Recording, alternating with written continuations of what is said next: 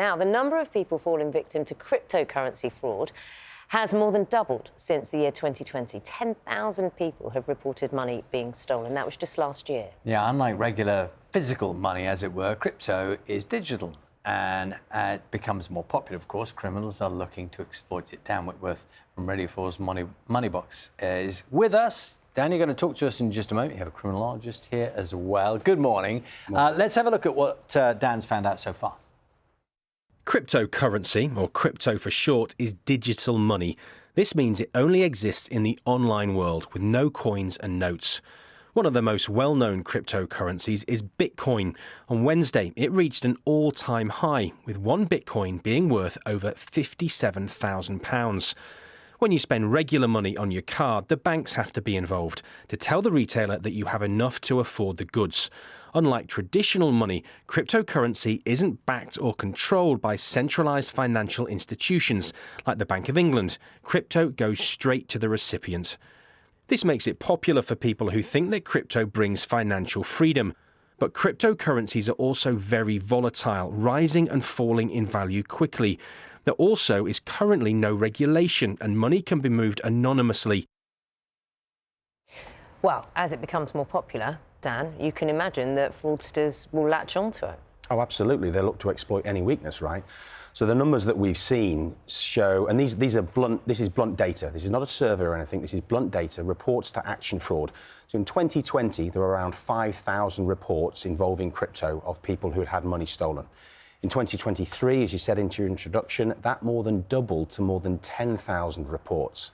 And the amount of money being stolen also pretty much doubled. Again, in 2020, about £85 million was stolen by criminals exploiting crypto. In 2023, that more than doubled to £175 million. But I think it's important for all of us to remember, for everyone to remember, they're just statistics. There are real people, real, often horrific cases behind those numbers. One of whom I've been speaking to a gentleman called John, and his elderly mother called Pat. She was targeted. She actually clicked on an advert, a fake celebrity endorsement. She had her life savings of £72,000 stolen last year. So she is some of those statistics. And John talked to me about the impact that had on his mum. Well, Mum was brought up in poverty, and then she built a business, and she built this house, and then that was her life savings basically.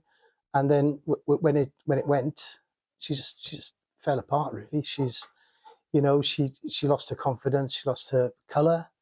And she was getting elderly anyway, and then she just sort of, you know, she always said, I was born in poverty, I don't want to die in poverty, and that's what she thought she would die in. And that is heartbreaking, isn't it? You've worked hard all your life, and it goes just with one click and a fraudster. We've got a criminologist and fraud specialist, Elizabeth. Thank you, Dr. Elizabeth Carter. It does seem it's the ideal medium for fraud, doesn't it? What do you know, these numbers start coming through. What do you think about these? They are stark, but they're not surprising, unfortunately, because this is something that we see, this rise in people investing in cryptocurrency.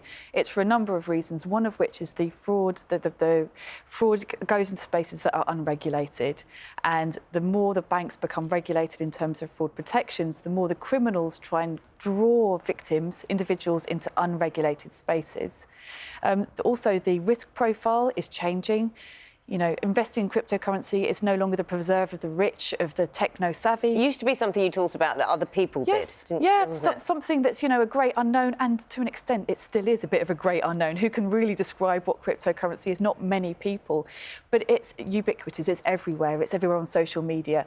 And now in traditional investments, the return on traditional investments doesn't keep up with the cost of living.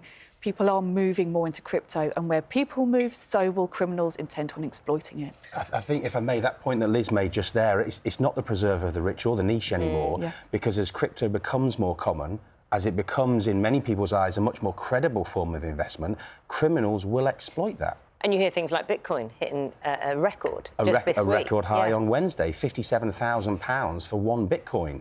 Now, if you might not be massively across crypto, you're still going to be attracted by that kind of investment. I'm thinking that people hearing what you're saying and hearing what you're saying about the risks associated, I think there'll be a variety of thought processes. There'll be some people listening to this going, well, I told you so. I always thought, you know, it all sounds too good to be true. Where's the actual money? And then the other people, Dan, as you say, more and more people who are being drawn into it thinking, like, I can operate this. I'm smart enough. I'm savvy enough. So wherein, if you're one of those who's putting your toe in the market, as Dan says, more and more people are, how can you make yourself safe? Well, the Financial Conduct Authority tells us that you cannot make yourself 100% safe. With any investment, you can't, particularly with cryptocurrency. But if you go onto their website, the Financial Conduct Authority website, they have a list of authorised traders, authorised organisations. If they're on that list and you lose your money through fraudulent activity, you can get your money back, or you have a chance to, through the UK's financial compensation That's two quite scheme. different things you said there. Yes. I had to caveat that because it's not 100% you're going to get your money back. But if it's not on that approved list, you have no chance at all. Dan?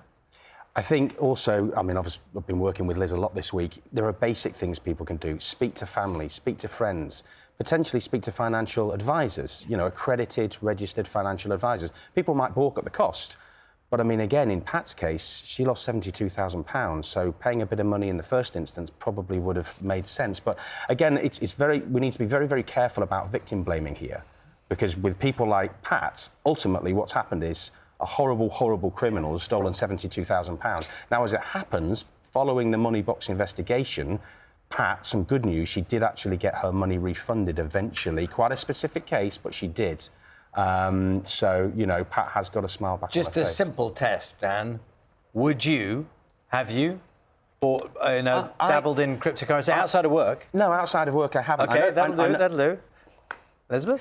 No, absolutely not. But there is something else you should look out for as well. It's if someone's trying to rush you into a decision, just like any other type of fraud, nothing will be that urgent. You might get people saying, these so-called investors, but actually, you know, this is not an opportunity. These are fraudsters saying, you've got to do this within a week, within a month, within a day. There will be another opportunity. Don't be rushed. Speak to people outside of that communication.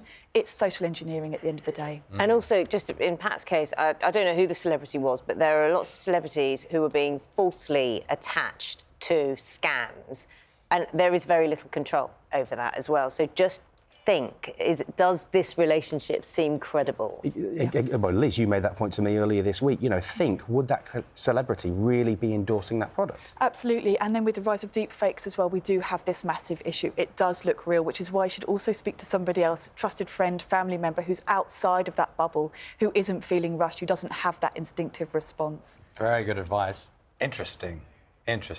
Beware. Thank you both. Guess.